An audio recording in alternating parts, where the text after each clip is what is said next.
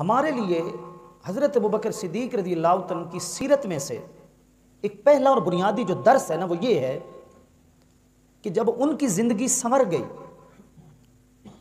اور انہوں نے اسلام اور ایمان کو قبول کر لیا تو ان کا پہلا قدم یہ اٹھا کہ جو ان کے ساتھ وابستہ تھے، جن کا ان کے ساتھ اٹھنا بیٹھنا تھا، حضرت ابوبکر صدیق رضی اللہ تعالیٰ عنہ نے اس سعادت سے سب سے پہلے انہیں بہرہ کیا۔ اس نقطے کو ذرا یاد رکھیے گا کہ اللہ تعالیٰ جب کسی کے دل کو پھیر دے اور اسے ہدایت نصیب ہو جائے، یعنی اس کے من کا چراغ ہدایت سے روشن ہو جائے، تو کیا ساری عمر وہ اس روشنی کو اپنے سینے میں قید کر کے قبر میں چلا جائے؟ یہ ایک مسلمان کی زندگی وہ زندگی ہوتی ہے کہ اس کی کوشش ہوتی ہے، کاوش ہوتی ہے، صبح شام اس کی خواہش ہوتی ہے کہ یار اللہ رب العزت نے جو چراغ ہدایت میرے سینے میں منور کیا ہے نا، اس روشنی سے کم میرے ساتھ اٹھنے بیٹھنے والے بھی تو فیض یاب ہوں۔ اور یہی کام حضرت ابوبکر صدیق رضی اللہ تعالیٰ عنہ نے کیا۔ یعنی آپ علیہ الصلوۃ والسلام نے ایک موقع پر بہترین آدمی کی ایک علامت بتائی، بہترین آدمی کی، کہ تم میں اچھا کون ہے؟ فرمایا خیارکم من یکون مفتاحا للخیر ومغلاقا للشر، تمہارے اندر بہترین آدمی وہ ہے جو خیر کے لیے چابی بن جائے اور شر کے لیے تالا بن جائے۔ یعنی جو اس کی صحبت میں آ کر بیٹھے وہ خیر کی چابی ہو، خیر کا دروازہ کھل جائے، جب تک کوئی اس کی صحبت میں بیٹھا ہے خیر ہی خیر پاتا رہے، اور شر کو تالا لگ جائے، یعنی اس کی صحبت سے کوئی بھی وہ بری چیز لے کر نہ جائے، اچھی چیز لے کر جائے۔ آپ علیہ السلام فرمایا تم میں بہتر آدمی یہ ہے خیر کے لیے چابی بن جائے اور شر کے لیے تالا بن جائے۔ وَشِرَارُكُم مَّن يَكُونُ مِفْتَاحًا لِلشَّرِّ وَمِغْلَاقًا لِلْخَيْرِ، اور تمہارے اندر برا وہ ہے، برا ترین وہ ہے جو شر کے لیے چابی بن جائے اور خیر کے لیے تالا بن جائے۔ یعنی جو اس کی صحبت میں آ کر بیٹھے تو وہ برائی تو لے کر جائے، کبھی اس کو اس کی صحبت سے اچھائی نہ ملی ہو، جیسے ہی کوئی اس کی صحبت میں آئے چابی کام اپنا دکھائے اور شر کا دروازہ کھل جائے، جتنی دیر وہ بیٹھا ہے شر ہی شر اس سے حاصل کر رہا ہے۔ یہ جو ایک معیار تھا نا، یہ معیار ہمیں سب سے زیادہ خیر والا جناب حضرت ابوبکر صدیق رضی اللہ تعالیٰ عنہ کے اندر ملتا ہے کہ آپ اپنی ذات کو ایسا آپ نے مفتاح للخیر بنایا کہ جو آپ کے دوست تھے، آپ کے ساتھی تھے، وہ یوں سمجھیے اس اسلام سے وابستہ ہو گئے، کلمہ انہوں نے پڑھا، حضرت ابوبکر صدیق رضی اللہ تعالیٰ عنہ کی کوششیں رنگ لے کر آئیں۔ اور ایک موقع پر آپ علیہ الصلوۃ والسلام نے مولا کائنات سیدنا حضرت علی المرتضیٰ رضی اللہ تعالیٰ عنہ کو وصیت کی تھی، اور میرے آقا نے فرمایا تھا یا علی لن یہدی اللہ بک رجلا واحدا خیر لک مما طلعت علیہ الشمس، وفی روایہ خیر لک من حمر النعم۔ عرب کے اندر نا سرخ اونٹ سب سے زیادہ قیمتی مال شمار کیا جاتا تھا، سرخ اونٹ، اعلیٰ نسل کا اونٹ۔ آپ علیہ السلام نے فرمایا اے علی اگر تیری کوشش سے ایک بندہ بھی ہدایت پر آ جائے نا تو اللہ کی بارگاہ میں یہ سرخ اونٹوں سے بھی زیادہ قیمتی تیری نیکی ہے۔ یعنی عرب والے جس چیز کو سب سے زیادہ قیمتی سمجھتے ہیں اس سے زیادہ قدر و قیمت اے علی تیری اس نیکی کی ہے جو نیکی کسی کی ہدایت کا سبب بن جائے، تیری کوشش سے کوئی اور راہ راست پر آ جائے۔ اگر ایک آدمی بھی ہدایت پر آ جائے تو دنیا کی ساری نعمتیں مما طلعت علیہ الشمس، جہاں جہاں سورج طلوع ہوتا ہے ساری روئے زمین کی نعمتیں ایک طرف، اور یہ ایک عبادت اور ایک نیکی ایک طرف۔ آپ مجھے یہ بتائیے جس حضرت ابوبکر صدیق رضی اللہ عنہ کی کوشش سے حضرت عثمان غنی، حضرت زبیر بن عوام، حضرت سعد بن ابی وقاص، حضرت عبد الرحمن بن عوف اور حضرت طلحہ بن عبید اللہ، یہ 5 افراد اسلام کے دائرے میں داخل ہو گئے ہوں، اور ابوبکر صدیق کی محنت نے، تبلیغ نے، کوشش نے، صحبت نے، دوستی نے، یاری نے دین اسلام کو یہ 5 سپوت دیے ہوں اور دین کے 5 ستون دیے ہوں اور دین کے عظیم فرزند بخشے ہوں، تو اگر ایک آدمی راہ راست پر کسی کی کوشش سے آ جائے تو اللہ کی بارگاہ میں اس کی نیکی کی بھی اتنی قدر ہے کہ عرب کی سب سے قیمتی چیز سے بھی زیادہ قدر اور دنیا کی ہر نعمت سے بھی زیادہ قدر. تو جس کی کوشش سے اتنے عظیم صحابہ اسلام کے اندر آئے ہوں، اب خود بتائیے کہ اس ابو بکر کی نیکی کی اللہ کی بارگاہ میں کتنی قدر ہوگی. یہ جو 5 نام میں نے گنوائے ہیں نا، حضرت عثمان غنی، حضرت عبد الرحمن بن عوف، حضرت طلحہ بن عبید اللہ، حضرت سعد بن ابی وقاص اور حضرت زبیر بن عوام، یہ 5 بھلا کن میں ہیں؟ یہ ان 10 میں سے 5 ہیں جو عشرہ مبشرہ ہیں، جنہیں دنیا میں ہی جنت کی خوشخبری دے دی گئی. ان 10 میں سے 5 افراد حضرت ابوبکر صدیق رضی اللہ عنہ کی کوشش سے دائرہ اسلام کے اندر داخل ہوئے. عثمان غنی جیسی ہستیاں. اور وہ حدیث اب ذہن میں رکھیے کہ ایک آدمی اگر کسی کی کوشش سے ہدایت پر آئے، اس کا مقام کتنا اللہ کی بارگاہ میں. اور جن کی کوشش سے ایسی ہستیاں اسلام کے اندر آئی ہوں، اب بتائیے وہ فیض کتنا بٹ رہا ہوگا، وہ خیر کتنی تقسیم ہو رہی ہوگی. تو اس پہلو سے ہم صحابہ کرام کی زندگی کا مطالعہ کریں کہ ان میں سے اگر کوئی ایک شخص دائرہ اسلام میں آ جاتا تھا نا، تو اس کی کوشش یہ ہوتی تھی کہ میری صحبت میں جتنے بھی لوگ ہیں سارے اس سعادت سے سعادت مند ہو جائیں. اور یقین کیجئے آج ہماری زندگی میں سب سے زیادہ جو پہلو نہیں پایا جاتا وہ بھی یہی ہے. اگر کوئی کسی کی کوشش سے نمازی ہو جاتا ہے نا، یوں سمجھیے محلے میں، برادری میں پھر گناہ گاروں کی خیر نہیں ہے.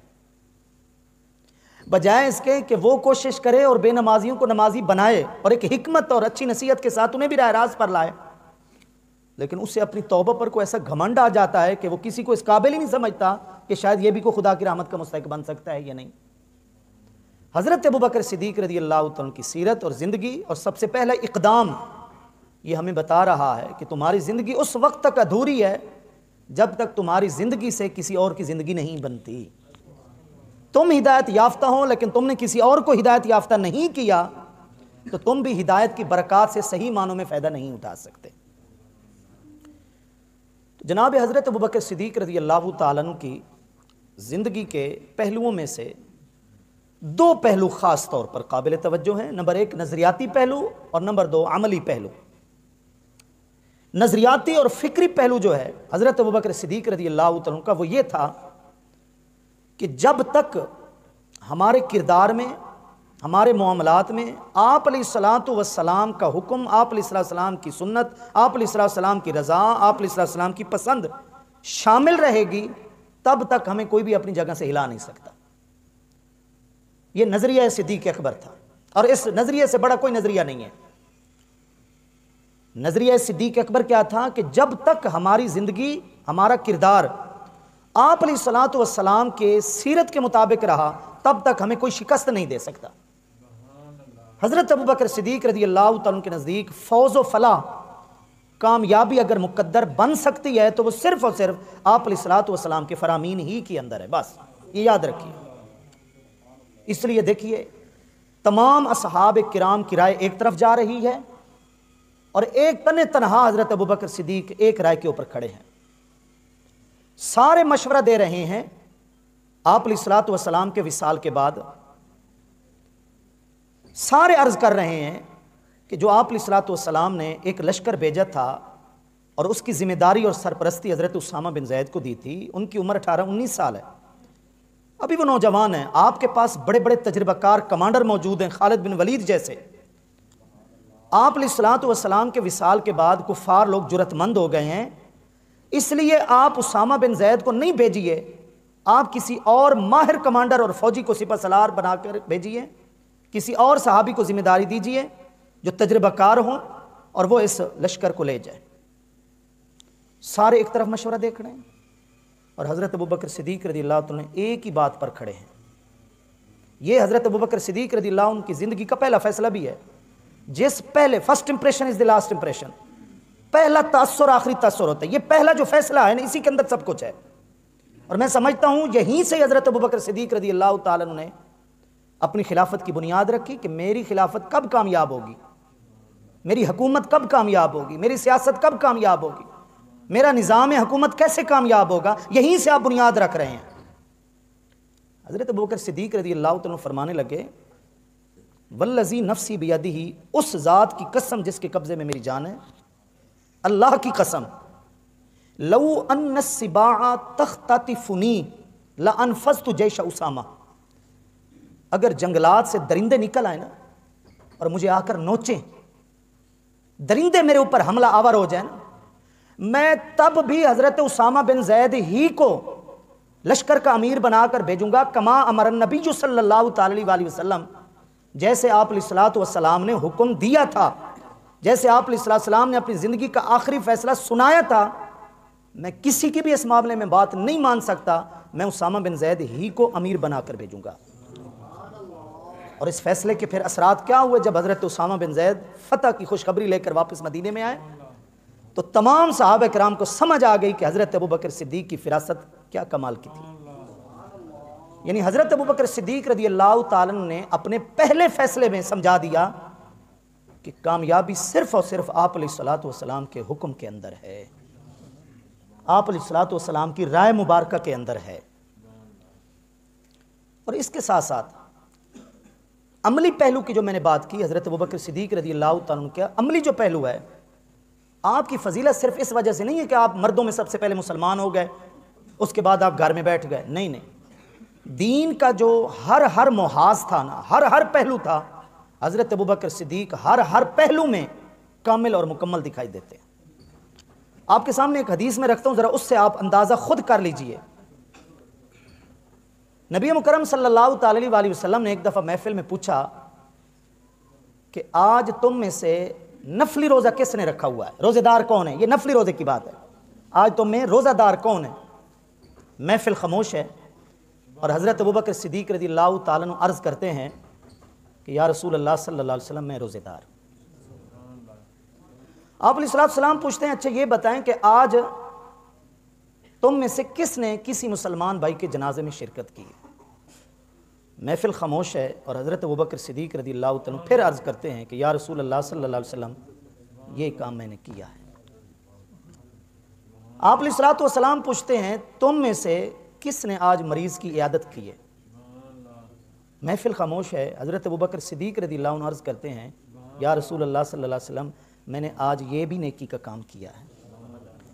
آپ علیہ السلام چوتھا سوال کرتے ہیں تم میں سے آج مسکین کو کھانا کس نے کھلایا ہے؟ محفل خاموش ہے، اور آپ علیہ السلام کے آگے پھر حضرت ابوبکر صدیق عرض کرتے ہیں یا رسول اللہ صلی اللہ علیہ وسلم اس نیکی کی بھی توفیق اللہ نے مجھے آج دی ہے۔ آپ علیہ السلام نے فرمایا کہ جس شخص کے اندر ایک ہی دن میں، ایک ہی وقت میں یہ 4 خوبیاں جمع ہو گئی ہیں تو وہ تو جنتی ہے، جنت اس کی منتظر ہے۔ یہ تو حدیث ہو گئی، ہم نے سن لی، لیکن ہمیں تمام صحابہ کرام اور بالخصوص حضرت ابوبکر صدیق رضی اللہ تعالیٰ کی جو معمولات تھے وہ تو سامنے آئے نا، کہ حضرت ابوبکر صدیق رضی اللہ تعالیٰ کی روز مرہ کی مصروفیات کیا تھی۔ تجارت تو آپ نے اس وقت چھوڑی، بلکہ چھوڑی نہیں، چھڑوائی۔ جب آپ خلیفہ بنے نا تو کپڑے کی تجارت آپ کو چھڑوائی گئی کہ آپ کا جو مناسب وظیفہ ہے وہ یہ قوم آپ کو دے گی، اور آپ یہ خلافت کی ذمہ داریاں سنبھالیں گے، تنخواہ ہم آپ کو دیں گے، جو چھڑوائی گئی۔ ورنہ آپ تو خلیفہ بننے کے بعد بھی آپ نے کپڑے اٹھا لیے تھے کندھے پر، لیکن حضرت عمر فاروق رضی اللہ تعالیٰ دیگر صحابہ کرام نے مشورے سے یہ کام کیا کہ آپ تجارت کریں گے تو نظام حکومت کون چلائے گا؟ لیکن اس وقت تو آپ تاجر بھی تھے، تجارت کے باوجود ایک شخص کی روزانہ کی مصروفیات میں نفلی روزہ بھی ہے، مریض کی عیادت بھی ہے، بیمار پرسی بھی ہے، مسکین کو حسب استطاعت کھانا بھی کھلانا ہے، مسلمانوں کے جنازے میں بھی شرکت کرنی ہے۔ آپ دیکھ لیجئے کہ ایک مسلمان کی ذمہ داری کتنی گہری ہوتی ہے، کتنی بڑی ذمہ داری اس کی ہوتی ہے کہ وہ معاشرے میں کس طرح ہر نیکی کو ساتھ لے کر چلتا ہے۔ یہ جناب حضرت ابوبکر صدیق رضی اللہ تعالیٰ نے ہمیں سمجھایا۔ اس لیے میں نے کہا کہ آپ کا چاہے نظریاتی پہلو ہے سیرت کا یا عملی پہلو ہے، ہر اعتبار سے کامل اور مکمل ہے۔ اور آپ علیہ الصلوۃ والسلام کی یہ صحبت ہی اور اعتماد ہی کی برکتیں تھیں جو آپ ہر امتحان میں کامیاب نظر آتے ہیں، ہر امتحان میں۔ آپ علیہ الصلوۃ والسلام کی جو زندگی میں ہجرت کا موڑ ہے نا، اس میں بڑے پہلو ہیں، بڑے اسباق ہیں گفتگو کرنے کے لیے، لیکن ہجرت کے موقع پر 2 ہستیوں کی شخصیت اور آپ علیہ السلام کی بارگاہ میں مقام واضح نظر آتا ہے۔ ایک وہ ہستی جن کو آپ علیہ السلام نے اپنی امانتیں سپرد کی اور اپنے بستر پر لٹایا، مولا کائنات حضرت علی المرتضیٰ رضی اللہ تعالیٰ عنہ، اور ایک وہ ہستی جن کو ایسے پرخطر سفر کے لیے آپ علیہ الصلوۃ والسلام نے اپنے ساتھ رکھا اور اعتماد کیا ان کے اوپر، یعنی حضرت ابوبکر صدیق رضی اللہ عنہ۔ آج دیکھیے اسلام کی تاریخ جتنی بھی قدیم ہو جائے، جتنی بھی پرانی ہو جائے، غار ثور کا تذکرہ آج بھی ویسے کا ویسے تر و تازہ ہے، ایسے لگتا ہے کل کی بات ہے، اس کی تازگی ایسی ہے۔ سینکڑوں فٹ بلندی کے اوپر ایک سنگلاخ، چٹان، پہاڑی رستے، تازہ بات لگتی ہے کہ کسی نے کسی کو اپنے کندھوں پر بٹھا رکھا ہے، اور کوئی اپنے دوش کے اوپر کسی ہستی کو اٹھائے ہوئے ایسے عظیم پہاڑی رستے کو طے کر رہا ہے، اور وہ حضرت ابوبکر صدیق رضی اللہ عنہ۔ جان ایسے حوالے کر دی تھی آپ علیہ الصلوۃ والسلام کی بارگاہ میں، اپنی جان ایسے حوالے کر دی تھی کہ کبھی آپ علیہ الصلوۃ والسلام کے آگے آ جاتے ہیں، کبھی آپ علیہ الصلوۃ والسلام کے پیچھے آ جاتے ہیں۔ یہ سارے سفر میں حضرت ابوبکر صدیق کی یہی مصروفیت رہی۔ اور آپ علیہ الصلوۃ والسلام نے پوچھا ابوبکر کیا ماجرا ہے، کبھی آگے آ جاتے ہو، کبھی پیچھے چلنے لگ جاتے ہو؟ عرض کرتے ہیں یا رسول اللہ صلی اللہ تعالی علیہ وسلم، میں ڈرتا ہوں جب میں کچھ محسوس کرتا ہوں کہ کوئی آپ کو آگے سے آ کر نقصان نہ پہنچائے، فأتقدم ہوں، تو میں آگے بڑھاتا ہوں، اور پھر میں جب خیال کرتا ہوں کہ میں آگے آگے چل رہا ہوں، کہیں کو پیچھے سے آ کر میرے نبی کو نقصان نہ پہنچائے، فأتأخر ہوں، میں پیچھے ہٹاتا ہوں۔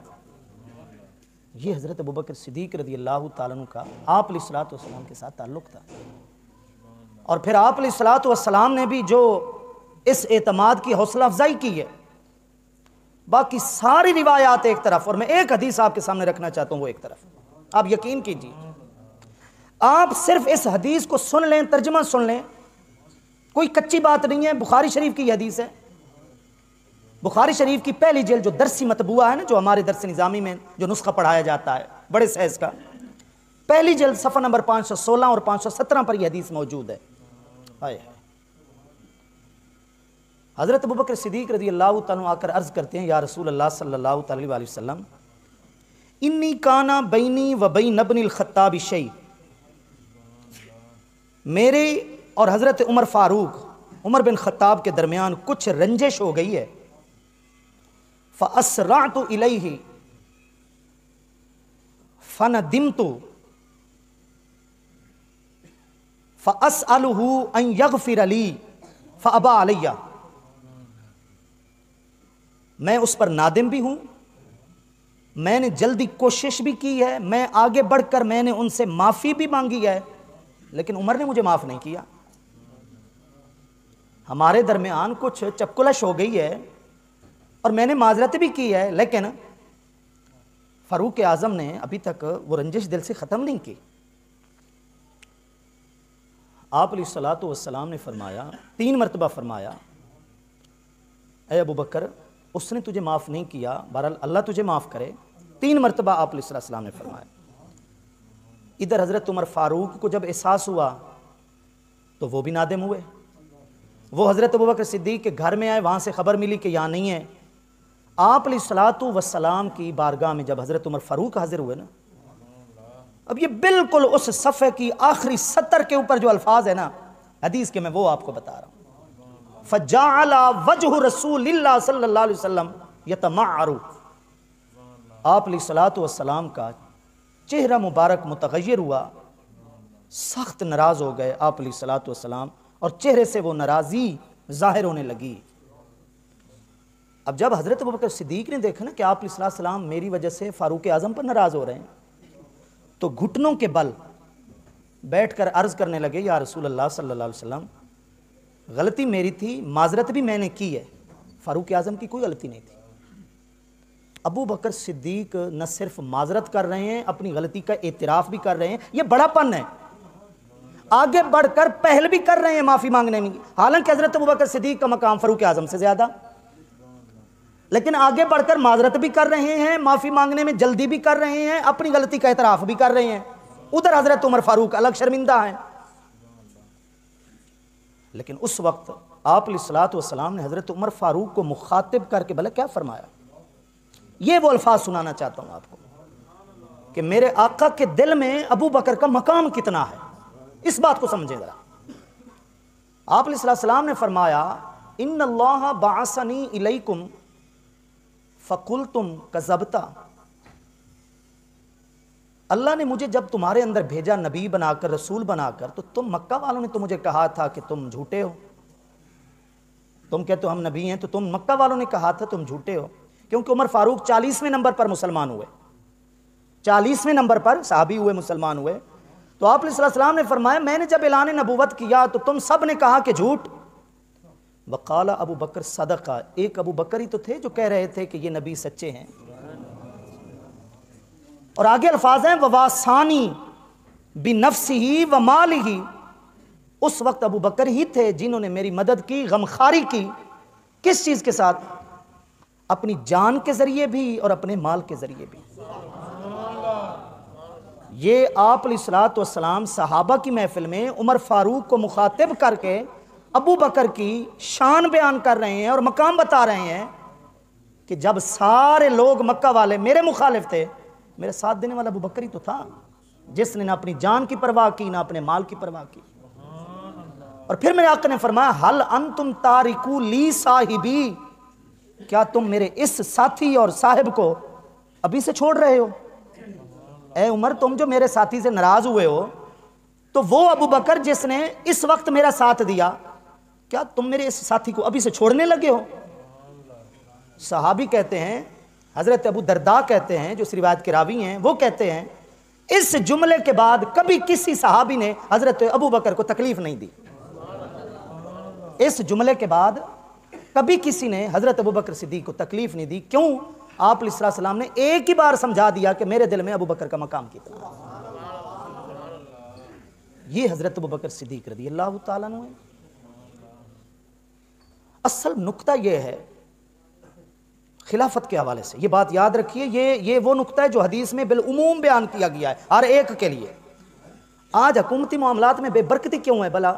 اس کی ایک وجہ یہ بھی ہے کہ یہاں ایک ایک علاقے میں کئی کینڈیڈیٹ اس بات پر لڑ رہے ہیں کہ میں زیادہ اہل ہوں حکومت کرنے میں، اور جو لڑ کر آئے گا نا، جو لالچ میں آئے گا، کبھی اس کے معاملات میں برکت نہیں ہوگی۔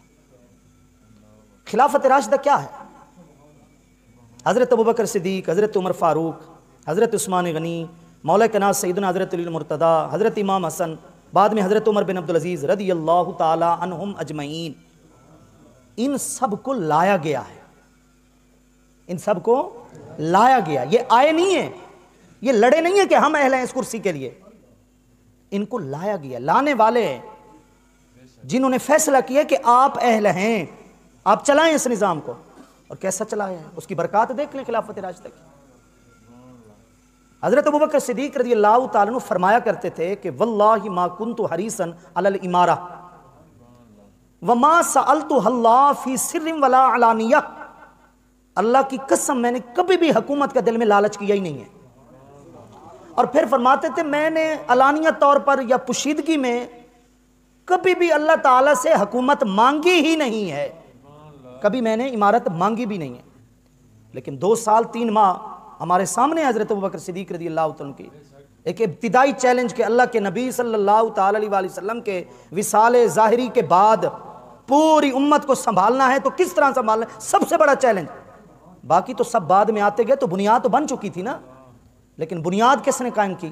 حضرت ابوبکر صدیق رضی اللہ عنہ، اور ایسی مضبوط بنیاد قائم کی کہ جاتے جاتے بھی امت پر احسان کر گئے۔ لوگ کہتے رہے کہ فاروق اعظم طبیعت کے سخت ہیں، لیکن حضرت ابوبکر صدیق کی جو نگاہ فراست دیکھ رہی تھی، حضرت ابوبکر صدیق نے فرمایا کہ میں اپنے بعد اپنی اولاد کو بھی نہیں، اس امت کو دے کر جا رہا ہوں تو عمر فاروق دے کر جا رہا ہوں۔ جاتے وقت بھی، دنیا سے جاتے وقت بھی حضرت ابوبکر صدیق کا جو آخری فیصلہ تھا، اس کی برکتیں پھر حضرت عمر فاروق کے 10 سالہ 10.5 سالہ دور خلافت کی آج تک سامنے ہیں کہ غیر مسلم مورخین محققین نے لکھا کہ اگر عمر فاروق 10 سال اور حکومت کر جاتے، پوری روئے زمین کے اوپر ایک کافر بھی نہ ہوتا، سب مسلمان ہی مسلمان۔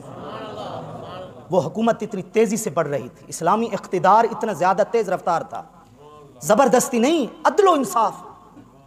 یہود و نصارہ روتے تھے اس بات سے کہ ہم تمہارے ماتحت جینا چاہتے ہیں، ہمیں اپنی حکومت سے محروم نہیں کرنا۔ یہود و نصارہ جو آج دشمن، ایسی تاریخی مثالیں ملتی ہیں کہ فاروق اعظم کے دور میں وہ پسند کرتے تھے کہ مسلمان ہمارے اوپر حکومت کریں۔ کیوں؟ کہ یہ انصاف میں فرق نہیں کرتے، جس کا جو حق ہوتا ہے اس کو دیتے۔ یہ عمر فاروق، یہ فاروق اعظم امت کو کس نے دیا؟ حضرت ابوبکر صدیق رضی اللہ عنہ۔ اصل ہے دانش، اصل ہے فکر، اصل ہے سمجھ بوجھ جو حضرت ابوبکر صدیق رضی اللہ تعالیٰ عنہ کی ہمارے سامنے۔ اس کے ساتھ ساتھ ماشاءاللہ بزرگوں سے وابستہ لوگ بھی ہم بیٹھے ہیں۔ ایک بات اور بھی یاد رکھیے، حضرت ابوبکر صدیق رضی اللہ تعالیٰ عنہ 4 سلسلوں میں سے سلسلہ نقش بندیہ کے بانی بھی ہیں۔ یہ الگ بات ہے کہ اس پہلو پر بہت کم ہمارے ہاں گفتگو ہوتی ہے ممبر و محراب پر، لیکن اس ایک بات، روحانی بات کو بھی یاد رکھیے گا، سلسلہ نقش بندیہ کے بانی حضرت ابوبکر صدیق رضی اللہ عنہ۔ لفظ نقش بندی یہ جو کہ نسبت ہے، یہ تو حضرت بہاؤالدین نقش بند کی وجہ سے بر صغیر میں، لیکن یہ جو سلسلہ جاتا ہے نا، آپ سے حضرت سلمان فارسی نے، حضرت سلمان فارسی سے قاسم بن محمد بن ابی بکر نے، قاسم بن محمد بن ابی بکر سے حضرت امام جعفر الصادق نے، اور حضرت امام جعفر الصادق سے حضرت بایزید بستامی نے، اور حضرت بایزید بستامی سے حضرت ابو الحسن خرقانی نے یہ جو فیض روحانیت کا لیا ہے اور یہ سلسلہ چلا ہے، یہ سلسلہ نقشبندیہ کی یہ لڑی انہی واسطوں سے سیدھا کہاں جا کر پہنچتی ہے؟ حضرت ابوبکر صدیق رضی اللہ عنہ۔ اور سلسلہ نقشبندیہ میں سب سے بڑی جو عبادت ہے وہ خاموشی ہے۔ کیا ہے؟ جو فکر سے خالی نہ ہو، خاموشی فکر سے خالی نہ ہو، وہ خاموشی بھی عبادت ہے۔ اور یہ بھی میں سمجھتا ہوں کہ یہ فیض بھی خاموشی والا حضرت ابوبکر صدیق رضی اللہ تعالیٰ عنہ سے ملا۔ آخر میں 2 باتیں صرف سن لیجئے، کیونکہ جتنی تباہی ہمارے ہاں زبان سے ہے نا، اتنی تباہی اور کوئی وجہ نہیں ہے۔ آپ علیہ السلام نے بھی ایک مرتبہ ایک موقع پر حضرت معاذ کو فرمایا تھا، الا ادلک علی ملاک الامر کلہ، اے معاذ میں پورے دین کا خلاصہ نہ تجھے بتا دوں، میں پورے دین کا خلاصہ نہ تجھے بتا دوں۔ نے عرض کی یا رسول اللہ صلی اللہ علیہ وسلم فرمائیے، بتائیے۔ تو آپ علیہ السلام نے فرمایا کف لسانک، اپنی زبان کو ذرا سنبھال کے رکھنا۔ جس نے اپنی زبان کو سنبھال کے رکھا گویا کہ اس نے اپنے پورے دین کو سمجھ لیا۔ خاموشی اتنی بڑی چیز ہے۔ حضرت ابوبکر صدیق رضی اللہ تعالیٰ عنہ فرمایا کرتے تھے، صاحب مرکات ملا علی قاری حنفی رحمۃ اللہ تعالی علیہ، جن کا وصال 1014 ہجری کے اندر ہوا ہے، ہمارے فقہ حنفی کے بہت بڑے عالم ہیں، مرکات کے اندر انہوں نے یہ بات لکھی ہے۔ حضرت ابوبکر صدیق رضی اللہ عنہ فرمایا کرتے تھے، یا لیتنی کنت اخرس الا عن ذکر اللہ، یا لیتنی کنت اخرس الا عن ذکر اللہ، کہ جب جب میں اللہ کا ذکر کرتا تب تو مجھے زبان ملتی، اس کے علاوہ کاش میں گنگا ہوتا، کوئی اور بات ہی نہ کرتا۔ آپ اپنی زبان کا اتنا خیال رکھا کرتے تھے بھئی کوئی بھی غیر ضروری بات میری زبان سے نہ نکل جائے، کہ اے میرے رب جب میں تیرا ذکر کرتا تو میری زبان حرکت کرتی، لیکن کاش تیرے ذکر کے علاوہ میں گنگا ہی ہوتا تو بہتر ہوتا۔ یہ حضرت ابوبکر صدیق رضی اللہ عنہ۔ اور ایک موقع پر اتنا تک دیکھا گیا کہ یأخذ بطرف لسانہ، اپنی زبان کا کنارہ پکڑ رہے ہیں اور کھینچ رہے ہیں، اپنی زبان مبارک کا کنارہ پکڑ کر کھینچ رہے ہیں۔ ابو بکر کی بات بتا رہا ہوں، افضل البشر بعد الانبیاء، جن کا اتنا بڑا مقام، لیکن ان کی آپ عملی طور پر حالت دیکھیں، اپنی زبان کا کنارہ پکڑ کر کہہ رہے ہیں۔ کسی نے پوچھ لیا کہ آپ نے زبان کو کیوں تکلیف دے رہے ہیں، کیوں پکڑ رہے ہیں اس کو؟ فرمایا ھذا الذی اوردنی الموارد، یہی تو وہ ہے جس نے مجھے ہلاکتوں میں ڈال رکھا ہے، یہی تو زبان ہے جس نے مجھے ہلاکتوں میں ڈال رکھا ہے۔ یہ ہمارے لیے ایک نصیحت ہے کہ وہ ابو بکر صدیق رضی اللہ تعالیٰ عنہ اتنے بلند مقام پر فائز ہو کر بھی اپنی زبان کا اتنا خیال رکھتے تھے، خاموشی کو ترجیح دیتے تھے کہ غیر ضروری الفاظ زبان سے نہ نکلیں۔ آپ کی سیرت میں سے ہمارے لیے ایک یہ بھی سبق ہے کہ ہم بھی اپنی زبان کا خیال